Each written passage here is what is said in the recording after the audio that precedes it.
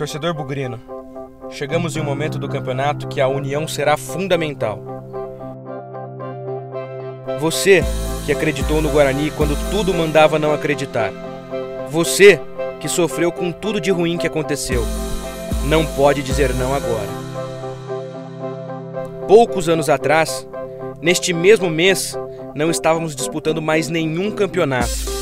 Hoje, brigamos por uma vaga na elite, para voltar ao nosso lugar, o lugar do maior clube do interior do Brasil. Quem não se lembra do jogo contra o Avaí, em 2005? Mais de 30 mil bugrinos vieram ao Brinco de Ouro e saímos com a vitória, por 2-0. Foi lindo. Em 2016, quando muitos desacreditaram, a camisa do Bugre pesou e viramos um resultado que parecia impossível. Mas só parecia. Como esquecer daquele 6-0 contra o ABC? A camisa do inferno, Amaral, não! Ela destrói o Amaral! Ela arrebenta com o Amaral! Neste sábado, temos mais uma decisão.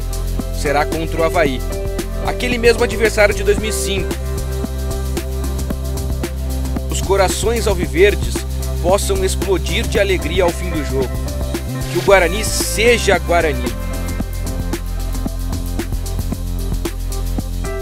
E nunca é demais lembrar, juntos sempre seremos mais fortes. Vem pro Brinco.